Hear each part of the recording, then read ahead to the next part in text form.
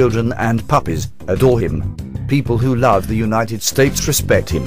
Liberals can't stand him, but Carl is just fine with all of this. He is simply honored that you are here with him. Freedom Friday with Carl Gallups.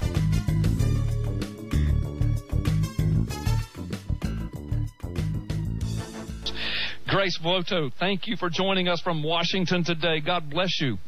Hi, Carl. You've convinced me. I want to try that restaurant as well. Listen, it's awesome. I eat there all the time. If you want to hop a plane and come on up, Mike Bates and I'll be there. Come join us, and I'll take you to dinner, and I'll buy you dinner for you. How's that? You're on. If you'll spend $300 on a plane ticket, I'll spend $15 on your meal. How's that? Sounds like a fair deal. Well, listen, I got to tell you, Grace, I opened the show, and I know you're a busy woman, and you probably didn't hear the opening, but also yesterday I sat in on the segment of your turn and did the show yesterday afternoon, and then yesterday morning I was on open mic like I am almost every Thursday morning, and I've been reluctantly singing your praises on this Cain debacle, because weeks ago when this stuff first started breaking, and by the way, I've been reminding our listeners that even before these women were coming forward, he was already beginning to hurt himself in the debates. He really was. But then the women started coming forward. You came on the air and you warned conservatives, be careful, be careful, be careful. Don't rush to defend him without really thinking this through. We're going to appear hypocritical. This could bite us. And you predicted, if I'm correct, that more and more women would come forward. You predicted the charges would get more serious. You predicted that he would tank in the polls. You predicted he would have to reassess his campaign. You predicted that he would probably pull out. And here we are. Everything you predicted has happened, with the exception of him pulling out, but yet he's making an announcement tomorrow about that. So all I can say is, girl, you nailed it. Thank you so much, Carl. And it gives me no pleasure to say, to confirm how right I am. I mean, here is a man who has betrayed his family, hurt his family very, very deeply, and I think hurt the country and hurt the conservative movement too, because the last thing we need now is another charge of a Christian hypocrite or a conservative hypocrite. Yeah. Yeah. That is one of the charges that has hurt our movement really badly. Right. In fact, that was one of the reasons that I started the Institute. So I said, we really need to stop having the conservative movement being represented by people who don't live those values. Right. Because what that does is it makes the values seem as though they're not really worth living, as though the liberal values are the really exciting values that conservatives secretly crave to live. Yeah. Well put. And what I wanted to reveal in my writing and in my public work is, no, the Christian values are really the exciting values. The conservative values are the exciting values, and we need people that represent those, not just in their words, not just in their writing, but in their deeds. Yeah. And sadly, Mr. Cain has not done that. There's a couple of things I want to say about this, Carl, before we move on to other really interesting topics. The problem with Mr. Cain from the very beginning, and this is why I knew that more women would come forward, it was very obvious that he was not telling the truth. Mm-hmm. It was very obvious in those initial interviews. And how did you analyze that? Why was it obvious to you? It was obvious because he didn't have a clear response. The truth is always clear and straightforward. Mm-hmm. He had several different responses throughout the day. Mm-hmm. He also began to blame all kinds of other people, and that kind of blame game was just so unwarranted that it was clear he had something to hide. Right. And then I have to share something with the listeners. I think you'll all really appreciate this. I spent a lot of time with Kathleen Willey. Do you remember Kathleen Willey was one of the individuals who said that Bill Clinton had sexually harassed her in the Oval Office when she went to ask for a job? Mm-hmm. Well, I interviewed Kathleen Willey years after the incident when Bill Clinton was out of power. We spent a lot of time together talking about it. She gave me an extensive interview. It was almost like a woman-to-woman talk rather than a professional interview. That's how detailed she got in explaining what happened. Wow. One of the things she revealed to me is this. She said, when he was assaulting me in the Oval Office, there were people banging on the door. He had a meeting that was scheduled to occur next, and there were people saying, Mr. President, you're late for the meeting, you're late for the meeting. There were some high-profile people waiting for him. And Kathleen Willey revealed to me, she said, and I could tell in his eyes that the fact that it was so risky, the fact that there were people on the other side of the door, the fact that he was courting such danger was adding to his excitement over his assault. Wow. Can you believe that? Wow, that's bad. Yeah, that's bad. Yeah. But how does this relate to Mr. Cain? Well, I was talking to a couple of people who began to say, you know what, Grace? Well, maybe now that Ginger White has come forward and said that she had this long-standing affair, maybe he's just an adulterer, and he never really went so far as to actually break the law. He's just a player. Well, I return to my Kathleen Willey analogy. What usually happens with individuals who are such flagrant adulterers is after a while, the adultery itself is not that exciting. So they have to take it to the next level and cross the line even further and further and further to the point that they don't even recognize what's legal and illegal. Right. And that, sadly, is the profile of a sexual predator. Right. Anyway, so Mr. Cain is obviously done for. His behavior has been absolutely shameful. And I think that the way that he's handled it ever since the allegations have come forward has been even worse. I think from a tactical point of view, he made a huge mistake saying something like, now we're going to reassess the campaign. That is absolutely amateur hour. Whatever momentum he could have possibly had trying to hang in there, he lost by saying that. You never reveal how seriously your campaign is shaken in the way that he has. Right. So I think that it shows that he just does not have the experience, regardless of everything else. He just doesn't have even the basic tactical experience to maintain the momentum in a campaign. He is done for, and it's not just the women, it's his overall lack of experience. But one more point on this. The latest report that's come out is an interview by a close friend of one of Cain's children who says that the Cains have had a long history of trouble in their marriage, that Gloria Cain has been well aware of the many women that he has been attracted to or involved with, and that they have led separate lives for many years. Wow. So this whole thing is just exploding right before our eyes. It's really beginning to unravel. Well, listen, one of the reasons I have you on, there are many reasons why I have you on, but one of the reasons is that you are a Washington insider. You're there. You rub elbows with these people. You go to church with some of these people. You live near some of these people. You do business with them. You interview them. You write about them. So give us a feel. What do you know about, or what do you think is happening with the rise of Newt Gingrich, and where do you think he stands, and Romney, and how's this playing out now, especially with Cain tanking? What's your Washington insider view? Okay, well, it's funny you ask it that way. There's a report that says that those who knew Mr. Cain personally were shaking their heads when he was rising, saying they just couldn't figure out how it was possible. Yeah. Well, the same phenomenon is occurring with many of the reporters and writers inside D.C. It's like we're all shaking our heads saying, how is it possible that Newt Gingrich is now on top of the polls? Because we know this man, right, and we know his flaws. And those are not just small flaws, they are huge flaws. I mean, they are gargantuan flaws. They are insurmountable flaws. There is essentially, in my view, no way that this surge will continue. Yeah. And I'll tell you why. Mr. Gingrich is not just an undisciplined, person that lacks discipline. He is one, and I'm choosing my words really carefully, but accurately, one of the most corrupt individuals in this city. And I've heard several other Washington insiders, I've had several other Washington insiders say the same thing to me. Exactly. And, the irony of the current election is that the Tea Party movement understood that Washington is rotten to its core. They understood this really well, and that's why they said we need to, get a whole bunch of fresh blood into Congress, and they did with many of the freshman candidates, good people of integrity and conviction to clean up the mess.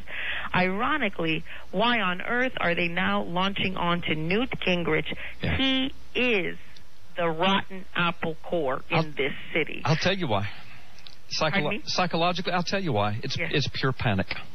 It's pure panic on the part of conservative and Christian America. And it's a shame. They don't know what you know, Grace. That's why we have you on Freedom Friday. Well, thank you, Carl. And let me explain it for the audience out there. Newt Gingrich is one of those individuals who is part of the entire structure that led to Mr. Obama being voted in 2008. He is part of the seedy Republican crowd that was essentially having an very, very cozy relationship with lobbyists, with corporate America, essentially lining their pockets while they pretend to do the work of the public. Mr. Gingrich had ethics violations while he was Speaker of the House, and then once he left that, he was essentially a gun for hire, meaning he would argue anything in the public sphere using his public prestige, anything that someone would pay him to argue. So he has lots of flip-flopping in his history, and it's even worse than just flip-flopping to want to be elected. He flip-flopped based on who was paying him. Yeah. And this is Gingrich's greatest vice. The man loves money, and he loves money more than he loves any other individual or principle. Yeah. Don't say the word, but isn't there a word for someone who will do almost anything you want them to do for money? There sure is, and he is the male version of that word that you're all thinking. I'm sad to say, it gives me no joy to say this, but Mr. Gingrich has gargantuan talents, but those are overshadowed by his gargantuan flaws. And I'd use this word, too, very carefully. I think Mr. Gingrich is an evil man. Yeah. Yeah, go ahead. He is an evil man, and I would say that he is even more problematic for the Republic than someone like Mr. Obama. Because remember this, everyone who's thinking of casting a vote for him. When we stand in opposition to Mr. Obama, we stand solid in our core convictions. We represent those convictions without compromise, and therefore we still stand as a light. When we stand for Mr. Gingrich, we blur any kind of stance that we would possibly be taken, and we then partake of his darkness. It is always better to stand firmly in our core convictions than to compromise with the darkness that someone like Mr. Gingrich represents. Even if we think it's better than having Obama in, I disagree. It is better to lose the election than to be forced to defend someone like Mr. Gingrich for the next 4 years or 8 years or however long he would be in power. Right. Well, Dr. Grace, we've got to go. You've given us a lot to think about, and it's amazing. These are amazing times. Mike Shoesmith out of Canada is coming up next. But, Dr. Grace, thank you. Listen, you nailed the Herman Cain thing.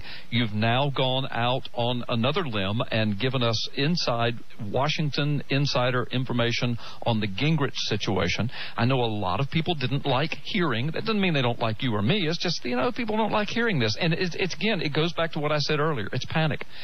People desperately want Obama out. They desperately want somebody of character and principle and somebody who loves our nation and loves our Constitution in. And we're just flailing around trying to find someone. It seems like everybody we touch winds up crashing. That's right. But you know what, Carl? Let me just conclude on this. Yeah. It's a good thing. We want to love our president. That's what this emotion is. We want to we want to love our president. Yeah.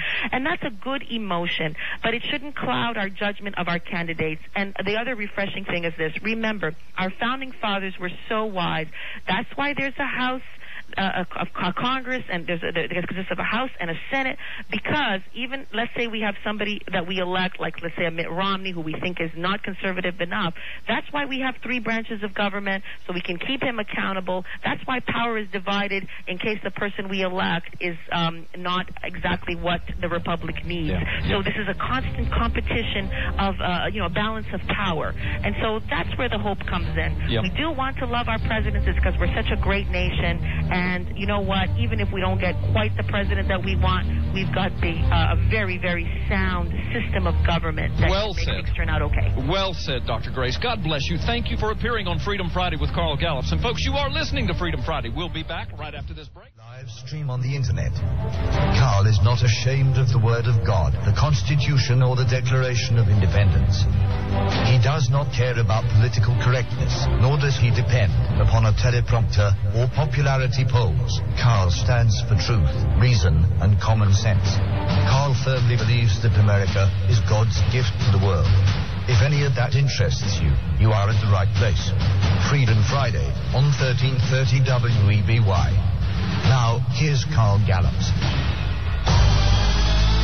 All right. If you haven't already gone there, go to carlgallups.com. That's carlgallups.com. It's a huge website, a one-stop source of information and inspiration. And there you will find a Listen Live link up in the top left-hand corner. Anywhere in the world where there's an internet hookup, you can listen to the programming of WEBY 24/7, but particularly every Friday afternoon from 4 to 6 Central Time, you can listen live, and all the connections are there for you to call in and be a part of the show as well. Plus, a lot of you have asked about last Friday during Thanksgiving week. I did a special edition of Freedom Friday, and it was a commentary on the Israeli-Palestinian situation, The Truth.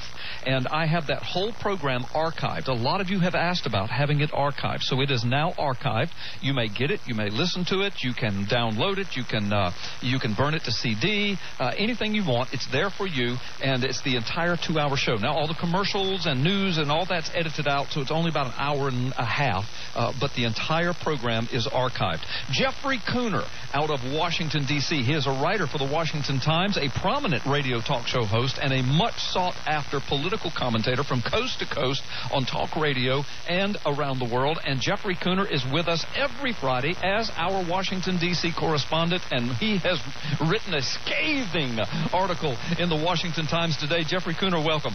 Hey, Carl, how are you? I am doing great, man. Just honored that you're with us almost every Friday, my brother, my friend. Listen, I've got to tell you, I read your article. It was tremendous. But in that article, you're basically outing Newt Gingrich as a fake Republican. Talk to us about it. It's not just me, Carl. It's many conservative columnists, people who followed him in Washington for the past 30 years. And here is essentially the problem with Newt. Yes, he's a brilliant man. Yes, he's been a formidable debater.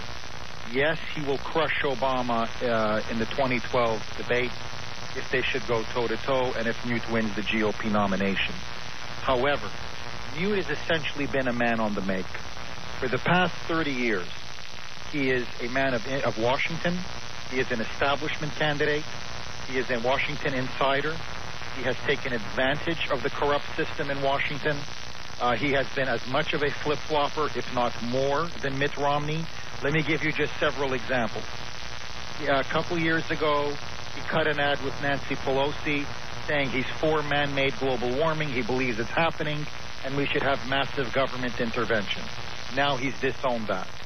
He, for years, while he was receiving $37 million from the pharmaceutical companies, was pushing for a health care individual mandate. I don't mean he just did it once. I mean literally year after year throughout the 1990s, and especially after he retired, he pushed for essentially what Obama gave us in Obamacare. Now he says he's against an individual mandate. Carl, this man has been for the bailout. He has been for ethanol, which is a massive boondoggle. And the reason why he's been for ethanol, even Al Gore says that ethanol has been a complete failure and a complete waste of money, is because he has been in the pocket of the ethanol industry. Fannie and Freddie, which is to me the most criminal of everything that he's done. For years in Washington, and I speak now from first-hand experience, I saw him give talk after talk, many of them at the American Enterprise Institute, telling us how these government-sponsored entities were good, were necessary, were wholesome, that they go back decades, even centuries in America, these GSEs, and that Fannie and Freddie were instrumental in developing what he called an ownership society, that people should own homes, especially the lower classes, the poor, the working poor, the lower middle class, and that this policy of cheap credit, easy access to homes was a wonderful thing. He received nearly $2 million in the pay of Fannie and Freddie. Then, when the bubble collapsed, when Fannie and Freddie were directly responsible for the financial crisis, they have put us in the hole that we're in today. Millions of people out of work.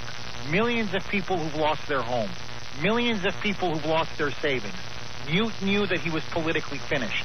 And then he runs on television and says, all the politicians who profited off Fannie and Freddie, all the politicians who profited off this environment, they should be sent to jail. Well, I'm sorry, Newt.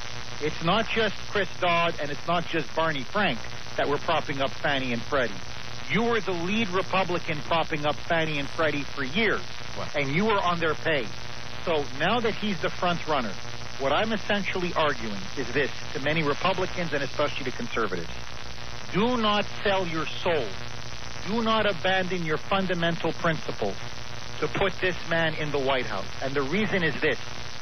This man is our Bill Clinton. He rose with Bill Clinton in the 1990s. He has serious sexual scandals in his background like Bill Clinton. He is somebody who in many ways is as corrupt as Bill Clinton.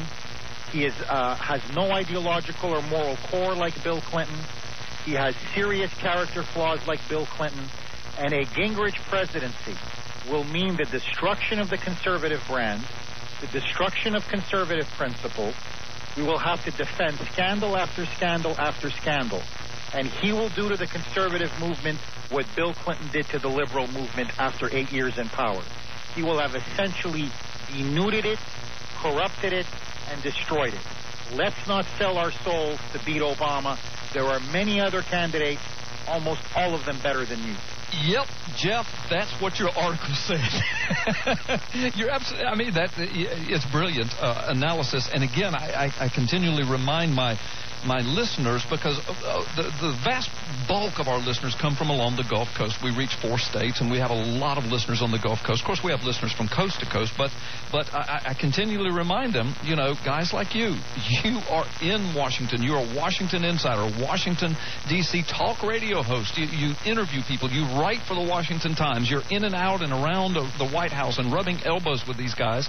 And so, and for years and years. So that doesn't mean you're 100% correct on every opinion you have, but your opinions on these things are a lot more learned than mine are, and most of us along the Gulf Coast. So we thank you for your insight, and man, I appreciate the warning you're giving us, and I appreciate the insight you're giving us. I want to do this, Jeffrey. We're going to take a time out in about 3 or 4 minutes, but we've got enough time to go to the lines. We've got people that want to talk with you, so let's bring Brian on. Brian, welcome to Freedom Friday with Carl Gallups. I know you're calling out of North Carolina today. You want to speak with Jeffrey Kuhner, so Brian, shoot.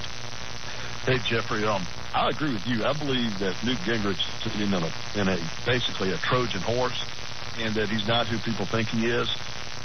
What can we do to get these other candidates to the forefront so that we don't feel like we're being herded into a corner and we have to vote for him? Because I won't vote for him. I can tell Newt Gingrich that. I'll vote for an independent party candidate. What can we do to get a Michelle Bachmann or somebody up there? Oh, you know, I think Michelle Bachmann is a very principled Christian conservative. She, in fact, really did take on Fannie and Freddie. She genuinely is pro-life. She genuinely does want to clean up the corruption in Washington. She really is serious about cutting spending. And, Brian, I just want to make one other point. A lot of small government conservatives say to me, well, Jeff, come on. Look what Newt did under the 1990s. He balanced the budget. He worked with Clinton. They cut the capital gains taxes. They gave us welfare reform. Newt has been a principled leader. I was here. I saw what he did in the 1990s. What they did was they raided the Social Security Trust Fund to pay for their balanced budget. Look, just don't even take my word for it. Spending every year went up under the Gingrich Congress. Every year. Agricultural subsidies, corporate welfare, child care, more money for the ethanol industry. I mean, it was a bonanza under Newt. The only reason why those budgets were balanced is because we had an artificial high-tech bubble, which gave us artificially higher revenues just for a couple of years, and then the bubble collapsed, and that's why we're in the financial and economic mess that we're in. So this man is a phony from top to bottom. Now, as for what we can do for other candidates, Brian, let me be very candid with you. I think Michelle Bachmann is the real deal. I think, frankly, Ron Paul is the real deal. Whatever you think about him on foreign policy, look at the difference. Michelle Bachmann says she wants to cut $500 billion right away to tackle our budget deficit. Ron Paul says he'll cut $1 trillion right away to tackle our budget deficit. What does Newt say? He can't even name one department or agency he'll cut. Oh, he'll have a spending freeze. He'll reduce the rate of spending. He'll bring in his experts and advisors. In other words, he doesn't know what he's doing. He just wants to come in and be the head of the Republican Party, be the head of the White House, be the head of the government, and I believe you're going to continue to see Washington continue to grow the way it's been going for the last 30 years. He's not an outsider. He's the consummate insider.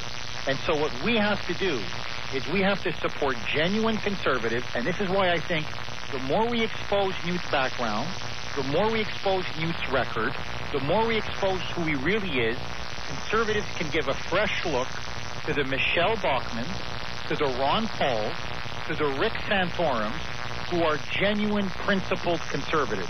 But this guy, he's a con man. I wouldn't buy a used car from him, never mind put him in the White House. Wow, powerful words, brilliantly stated, Jeff. Listen, we've got to take this time out. When we come back, you're going to get more of Jeffrey Kuhner out of Washington, D.C. He writes for the Washington Times. He is a prominent D.C. radio talk show host. He moves with these people. He knows these people. He has insight that you need to have.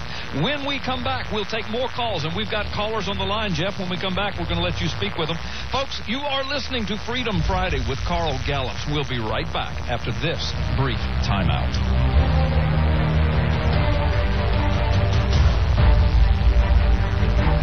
We are back, and back on the line with us out of Washington, D.C., Jeffrey Kuhner writes for the Washington Times, a weekly guest commentator and a good friend of mine right here on Freedom Friday with Carl Gallups. Jeff, welcome back.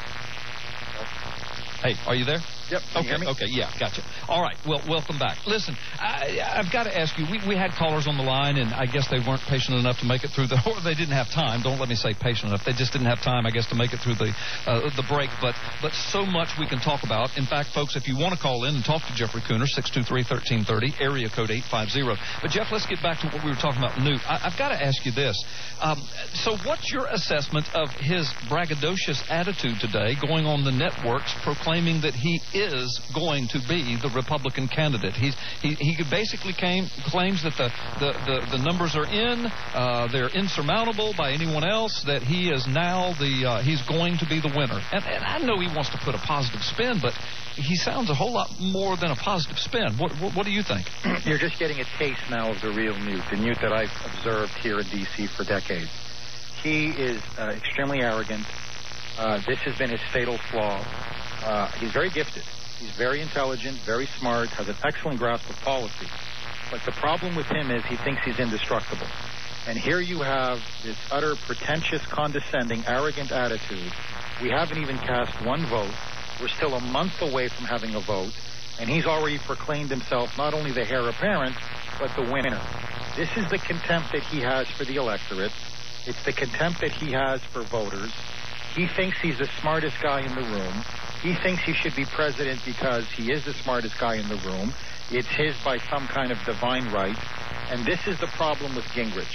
He's going to implode. He shoots from the hip. He's extremely undisciplined.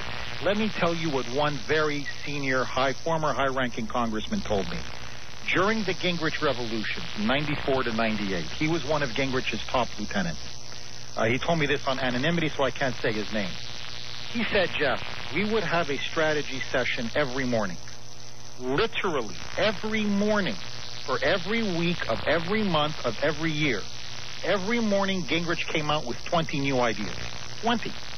He said 1 or 2 were brilliant, 5 or 6 were kind of irrelevant, and he said about 7 or 8 were absolutely abysmal. And we had to spend all of our time trying to talk him out of following these horrible ideas. And then the next day, he comes up with a list of 20 more ideas, and then 20 more ideas. Wow. He goes, it became so disorganized, so chaotic, we couldn't shoot straight. So my point to everybody is this. He ran the Congress essentially from 94 to 98. We know what he did. Clinton outmaneuvered him at every turn. He couldn't impeach Bill Clinton, and the reason why he couldn't impeach Bill Clinton, and this is why I'm urging conservatives not to vote for Gingrich, is because he has his own sexual background and his own sexual history. There's a lot more that's going to come out. It's not just the 3 marriages. It's not just the adultery with his second wife. They are going to unload on this guy. Yeah. They're itching. They're licking their chops for this guy to be the nominee. Yeah. Once he's the nominee, it's like Clinton. You're going to see one Jennifer Flowers. You're going to see one Monica Lewinsky. You're going to see one Kathleen Willey right after another. And we're going to have to defend this guy. We're in big trouble. I got you. Listen, I hear you. There are people on the line that want to talk to you about Newt. Let's go to Paulie. Welcome to Freedom Friday with Carl Gallups. Jeff Kuhner's on the line. You want to talk to Jeff about Newt. Go ahead, Paulie. Yes, guys, I'm with the Occupy movement, and really my duties are to find the richest people in the country and basically decide whether or not we occupy them. Now, I was thinking about Newt Gingrich, and I'm really not anymore, because I'm after hearing what Mr. Kuhner says, I think he's the perfect candidate, because basically he is a very smart man, and I know he's been a bad guy, but the bottom line is most of us in the Occupy movement, we don't really, we don't have old-fashioned values and whatnot. We basically want who we want, and the reasons we have are reasons. It's our right to vote for Newt, even though we won't. Well, Paulie, what's your question for Jeff, Paulie? My question is, just because he was not faithful to his wife, does that mean basically not to vote for him? Okay, thanks, Paulie. No. I mean, look, well, first of all, I am a Christian, and I do believe adultery is a very serious sin. And I do believe character is immensely important, especially when you're electing a president. But we're not talking here Dwight Eisenhower serving overseas away from his wife for 4 or 5 years, and he ends up having an affair with his secretary. We're talking about a serial womanizer. We're talking about a serial philanderer. We're talking about a man who's now on his 3rd wife. But more than that, there's going to be scandal after scandal after scandal. Women are going to come out. They're going to be coming out of the woodwork. It's going to be another Bill Clinton. He's a conservative Bill Clinton. He's the Republicans. He's the GOP's Bill Clinton. And so you're going to see women come out with all sorts of accusations. I have to tell you, I know of one particular story. I know this for a fact, that key media liberal outlets are sitting on because it is tremendously humiliating and embarrassing to Newt. They are just waiting for him to get the nomination. When he gets the nomination, they're going to drop it. And it's going to be a bomb. And that's why I'm warning voters. Hey, do you want to vote for him? Vote for him. It's not a dictatorship. It's a democracy. I'm just giving you my opinion. I think voting for him is a big mistake for conservatives. It's a big mistake for Republicans. When you have the most radical, incompetent, dangerous president in the White House who is systematically destroying our country, failure is not an option. And we need a candidate that, frankly, not only can win, but that we can be proud of. And Newt is not that man. Yeah, well said. Well said. Well, listen, let me ask you, I'm going to shift just a little bit because we only have a couple of minutes, and I may have to just break in and tell you it's the bottom of the hour, but we've got a couple of minutes. What is your analysis of the Cain situation at this point, Jeff? I think it's despicable. You now have CNN's cameras and other cameras now posted at Park at Cain's home. They're watching him come in now to meet his wife after the allegations of that ginger wife who's come out and saying they had a 13-year affair. And apparently now Cain has admitted his own wife did not know that he had been providing her with gifts and with money for months and months, if not years on end. This is a family in turmoil. She's been very hurt by this. I've seen his children. They're wonderful, wholesome, beautiful children. They've been devastated by this. Their family has been torn apart. And these reporters, these liberal media parasites, are there dancing on his political grave. They are gloating at the destruction of this man. He's going to be holding a major meeting with key donors and supporters tomorrow. I spoke with a couple of them. They're anticipating that he's going to call an end to the campaign. It really depends on how it goes tonight with his wife and with his children. But this is my point. When you have a candidate who has the kind of sexual baggage that Herman Cain had, and especially that Newt Gingrich has, the media will use that to destroy them. And this is why it's very important not to give the media the kind of rope that they need to destroy a candidate, hang a candidate, or distract us from the issue at hand, which is Obama. I feel sorry for Herman Cain. He was a passionate man, an articulate man. He was a bold face in the Republican Party, a fresh face. I think he would have done for conservatism what Goldwater did, bring in new shock troops, new blood, new vitality, new ideas. He would have reached out to minorities. He would have reached out to conservatives. And I think, in the end, his inner demons got the better of him. Yeah, Jeff, we're going to have to go. But listen, thank you for your brilliant, enlightened, informative commentary. God bless you for being a part of Freedom Friday. This is why we have you on. Jeff Kuhner, God bless you, man. Thanks for being here. God bless you, Carl. Take care, my friend. Okay, you too. Oh, well, folks, listen. You've